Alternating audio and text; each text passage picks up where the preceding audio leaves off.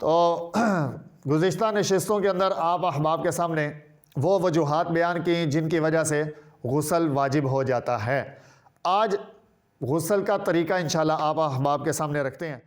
امن یجیب المضطر اذا دعا لا الہ الا ہو، الصلاۃ والسلام علی النبی ورحمۃ اللہ وبرکاتہ، بینوا بلغوا یسروا بشروا، السلام علیکم ورحمۃ اللہ وبرکاتہ۔ بسم اللہ الرحمن الرحیم۔ غسل کے حوالے سے ہم بات چیت کر رہے ہیں اور یہ ہمارا سلسلہ ہے جی تعلیم بالغاں، یعنی وہ مسائل جو زندگی کے اندر سیکھنا بہت ضروری ہیں، بنیادی مسائل ہیں، اور اکثر ہمارے نوجوان بھائی دوست وہ ان مسائل سے آ رہی ہیں۔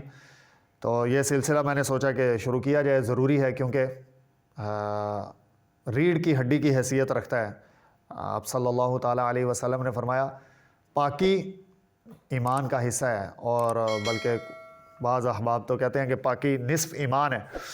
تو اس لیے پاک صاف ہونا ضروری ہے۔ ہمارے نبی صلی اللہ تعالیٰ علیہ وسلم اس قدر نفیس اور پاک صاف رہا کرتے تھے کہ جس میں اطہر پر مکھی بھی نہیں بیٹھا کرتی تھی۔ اس لیے مسلمان کو، مومن کو چاہیے کہ وہ پاک صاف رہے، خوبصورت زندگی گزارے، ٹھیک ہے جی۔ تو گزشتہ نشستوں کے اندر آپ احباب کے سامنے وہ وجوہات بیان کی جن کی وجہ سے غسل واجب ہو جاتا ہے۔ آج غسل کا طریقہ انشاءاللہ آپ احباب کے سامنے رکھتے ہیں۔ اللہ رب العزت سیکھ کر سمجھ کر عمل کرنے کی توفیق عطا فرمائے۔ اور یہ بالکل آسان، کھلے لفظوں کے اندر بالکل آسان فہم، ٹھیک ہے جی، چند ایک منٹ میں۔ غسل کرنے کا طریقہ، سب سے پہلے تو جو بندہ ناپاک ہے اس کو چاہیے کہ وہ اپنے ہاتھ دھو دے، کیونکہ پورا جسم ناپاک ہے۔ اب پورا جسم جب ناپاک ہے تو آپ اس ناپاک جسم کے ساتھ آپ جس چیز کو بھی، پانی کو ٹچ کریں گے تو وہ پانی سارا ناپاک ہو جائے گا۔ بلکہ ایک دو جگہ پر اتفاق ہوا کہ یعنی چھوٹے بچے بھی اور بڑے بھی کہ جن کو اس بارے میں علم نہیں تھا، ان سے گفتگو کے دوران یہ پتہ چلا، احساس ہوا کہ سردیوں میں جب انہوں نے وہ پانی کا ٹمپریچر چیک کرنا ہوتا ہے کہ بالٹی کے اندر پانی اور اس کا ٹمپریچر ٹھیک ہے، زیادہ گرم یا زیادہ ٹھنڈا تو نہیں ہے، تو وہ چیک کرنے کے لیے وہ جو ٹوٹی سے پانی نیچے گر رہا ہوتا ہے بالٹی کے اندر، اس کو انگلی لگاتے ہیں، اور جیسے ہی انہوں نے اس پانی کو انگلی لگائی تو نیچے پانی، بالٹی کے اندر جتنا پانی ہے وہ سارے کا سارا پانی ناپاک ہو گیا، کیونکہ صاحب خود ناپاک تھے، ان پر غسل فرض تھا۔ تو اس لیے سب سے پہلے ہم نے کیا کرنا ہے جی، دونوں ہاتھ گھٹ تک، گھٹوں تک 3 دفعہ دھو لینے ہیں۔ اس کے بعد آپ کے یہ ہاتھ پاک ہو گئے۔ اب آپ آگے بالٹی دھوئیں، بالٹی والا مگا دھوئیں، جو جیسے آپ نے کرنا ہے، جو آپ کی ترتیب ہے وہ آپ کر سکتے ہیں۔ سب سے پہلے آپ اپنے ہاتھ کو پاک کر لیں۔ اچھا جی، ہاتھ پاک کرنے کے بعد پھر آپ نے اس کے بعد کیا کرنا ہے جی، استنجا کرنا ہے۔ استنجا یعنی قضائے حاجت، یعنی سٹول پاس کرنے کے بعد آپ اپنے ان اعضاء کو، ان پارٹس کو دھوتے ہیں۔ اس کو شریعت میں استنجا کہتے ہیں، کہ بول و براز کرنے کے بعد اپنی جائے مخصوصہ کو صاف کرنا۔ تو یہاں پر بھی غسل کے لیے پہلے ہاتھ دھو لیں، پھر اس کے بعد استنجا کریں۔ استنجا کے بعد ظاہری بات ہے دوبارہ اپنے ہاتھ دھونے ہیں، اور یہ جو پہلے ہاتھ دھونے ہیں یہ ناپاکی سے پاک کرنے کے لیے 3 دفعہ دھونے ہیں۔ اس کے بعد استنجا کرنے کے بعد جسم کے جس حصے پر ناپاکی لگی ہوئی ہے سب سے پہلے آپ نے وہ حصہ دھونا ہے۔ اب یہاں پر مجھے ایک چھوٹا سا ہلکا سا لطیفہ یعنی یاد آ گیا کہ وہ پہلے وقتوں میں کنویں ہوا کرتے تھے، تو ایک گاؤں کے لوگ مسجد میں آئے امام صاحب کے پاس کہ قاری صاحب ہماری مسجد، ہمارے جو گاؤں کا کنواں ہے اس کے اندر گر گیا ہے، کوئی جانور گر گیا، بکری گر گیا یا جو بھی، تو اس کے پاک کرنے کا کیا طریقہ ہے؟ تو امام صاحب نے بولا جی آپ اتنے جو کنویں کے اوپر جو بالٹی لٹک رہی ہے، جو ڈول لٹک رہا ہے، وہی ڈول آپ اس کنویں میں سے بھر کر اتنے پانی کے نکال کر پھینک دیں تو آپ کا کنواں پاک ہو جائے گا۔ وہ سارے چلے گئے، تو جا کے انہوں نے وہ ڈول بھر کے، جتنے مولوی صاحب نے بتایا تھے، قاری صاحب نے وہ ڈول بھر کر انہوں نے باہر نکال کر واپس آ گئے۔ آ کر دوسرے دن دیکھا تو وہ پانی کے اندر پھر وہی جو ہے وہ بو بھی آ رہی ہے اور اسمیل آ رہی ہے، اور پانی کا رنگ بھی بدلا ہوا ہے. یعنی وہ گئے قاری صاحب کے پاس, قاری صاحب تساں آکھیا سی اینے ڈول کٹ دیو تو کنواں پاک ہو جائے گا, کنویں دا وہ کوئی نہیں پاک ہوا, اس میں تو اسی طرح بدبو بھی آ رہی ہے اور سمیل آ رہی ہے وغیرہ وغیرہ. قاری صاحب نے پوچھا کہ آپ نے وہ جانور جو گرا تھا وہ نکالا تھا؟ فرمایا کہ نہیں, وہ تو ہم نے کوئی نہیں نکالا. فرمایا پہلے جا کے اس جانور کو نکالو. تو یہاں پر بھی کہ جسم کے جس حصے پر ناپاکی لگی ہوئی ہے پہلے وہ حصہ دھونا ہے. یہ نہ ہو کہ نہا کے باہر آ گیا اور جسم کا جو حصہ ناپاک تھا وہ اسی طرح ناپاک کا ناپاکی ادھر ہی لگی ہوئی ہے. تو یہ چیز جو ہے وہ ذرا دھیان میں رکھنی ہے کہ سب سے پہلے ہاتھ دھونے ہیں, پھر اس کے بعد استنجا کرنا ہے, پھر اس کے بعد جسم کے جس حصے پر ناپاکی لگی ہوئی ہے وہ حصہ اسپیشلی آپ نے اتنا حصہ دھونا ہے, اس کو صاف کرنا ہے.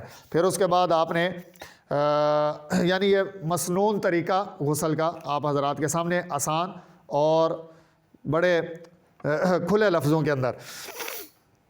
اگر آپ کو وضو یہاں پر پہنچ کے پھر آپ نے یعنی وہ ناپاکی وغیرہ صاف کرنے کے بعد آپ نے کیا کر لینا ہے, ایک دفعہ مکمل نماز والا وضو کر لینا ہے. وضو کرنے کے بعد پھر آپ نے جو نہانے کے لیے جو پانی جمع کیا ہے بالٹی کے اندر وہ پانی آپ نے استعمال کرنا شروع کرنا ہے. سب سے پہلے آپ نے سر پر 3 دفعہ جو ہے وہ ڈالنا ہے. 3 مگے سر پر ڈالیں, پھر 3 مگے سیدھے کندھے پر ڈالیں, پھر 3 مگے الٹے کندھے پر ڈالیں. تو یہ 9 مگے ڈالنے سے تو یہ آپ کا انشاءاللہ پورے کا پورا جسم جو ہے وہ گیلا ہو جائے گا. پھر آپ اس کے بعد صابن بھی لگا سکتے ہیں. صابن لگانے کے بعد آپ دوبارہ سے پانی بہا دیں.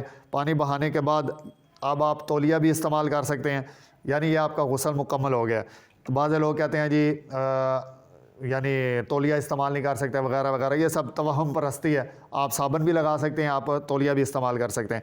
اچھا, اس میں ایک سب سے ضروری بات یہ ہے کہ اگر آپ بیٹھ کر غسل کر رہے ہیں تو آپ نے اپنے گھٹنوں کا دھیان رکھنا ہے.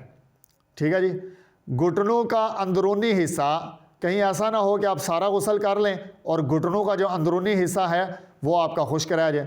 ناف کا آپ نے بہت زیادہ دھیان رکھنا ہے کہ ناف اندر سے بہت دفعہ ایسا ہوتا ہے کہ اندر سے ناف خشک رہ جاتی ہے.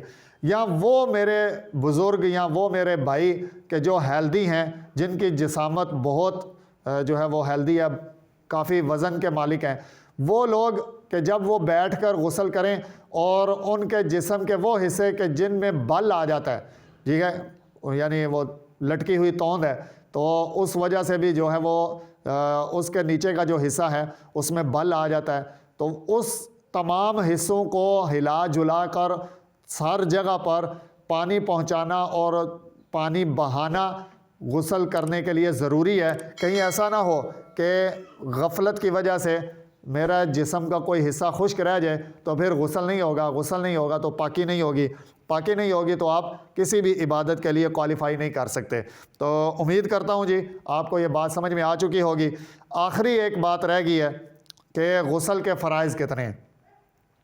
اب یہ جو غسل کے فرائض ہیں, چاہے تو آپ غسل کرنے سے پہلے پورے کر لیں, چاہے تو غسل کرنے کے بعد ان 3 فرائض کو انجام دے لیں.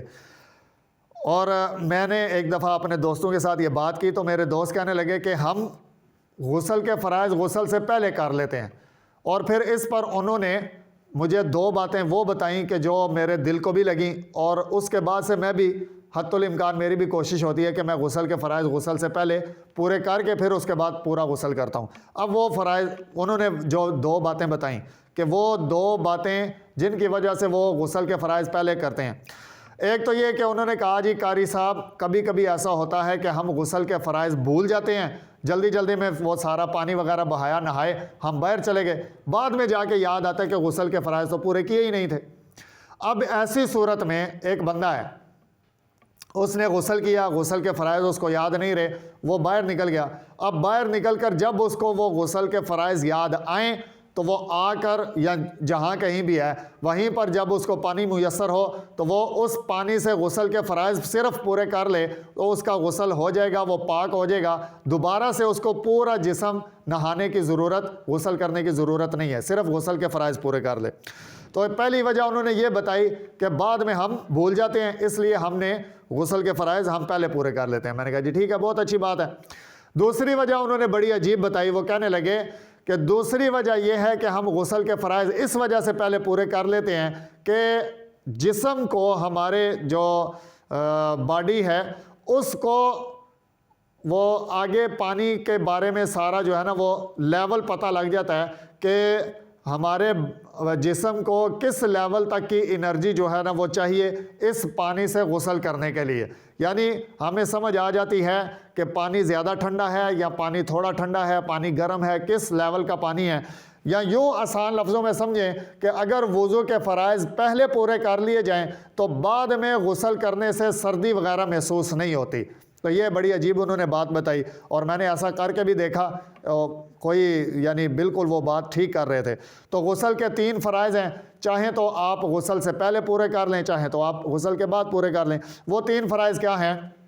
ایک تو یہ ہے کہ پورے جسم پر ایک مرتبہ اس طرح پانی بہانا کہ پورے جسم پر ایک بال کے برابر بھی جگہ خشک نہ رہے. اور بال وہی جیسے میں نے وضو کے دوران آپ کو بتایا تھا, سمجھایا تھا کہ بالکل باریک سا, یعنی بال کتنا کو ہوتا ہے, ہماری 2 انگلیوں کے درمیان بال آ جاتا ہے اور 2 انگلیوں کے بیچ میں کوئی فاصلہ بھی نہیں ہوتا. تو فرمایا کہ ایک بال کے برابر بھی جگہ خشک نہ رہے, اس طرح پورے جسم پر ایک مرتبہ پانی بہانا ضروری ہے. دوسرا کہ غسل کے فرائض میں سے دوسرا یہ ہے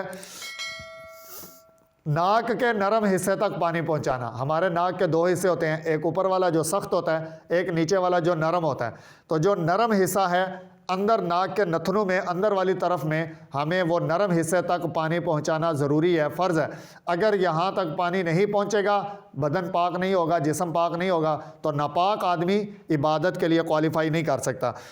تیسرا اور آخری فرض غسل کا یہ ہے کہ غرارہ کرنا ہے. غرارہ یعنی اگر روزہ ہے تو صرف کلی کرنی ہے, اگر رمضان بھی آ رہا ہے تو اگر غرارہ کرنا, غرارے میں یہ بات سمجھیں کہ اگر روزہ ہے تو صرف غرارہ کرنا ہے. سوری میں تھوڑا کنفیوز ہو رہا ہوں, آگے پیچھے ہو رہا ہے. تیسرا فرض یہ ہے کہ غرارہ کرنا ہے. غرارے کے اندر یہ بات سمجھیں کہ اگر روزہ ہے تو صرف کلی کرنی ہے, غرارہ نہیں کرنا, اور اگر روزہ نہیں ہے تو پھر غرارہ کرنا ہے. اور کلی اور غرارہ دونوں کے اندر فرق ہے. کلی کہتے ہیں منہ کے اندر پانی گھمانے کو, اور غرارہ کہتے ہیں گلے کے اندر پانی گھمانے کو. تو اگر ہمارا روزہ ہے تو ہم نے غسل کے فرائض جو پورے کرنے ہیں ان میں ہم نے غرارہ نہیں کرنا, صرف کلی کرنی ہے.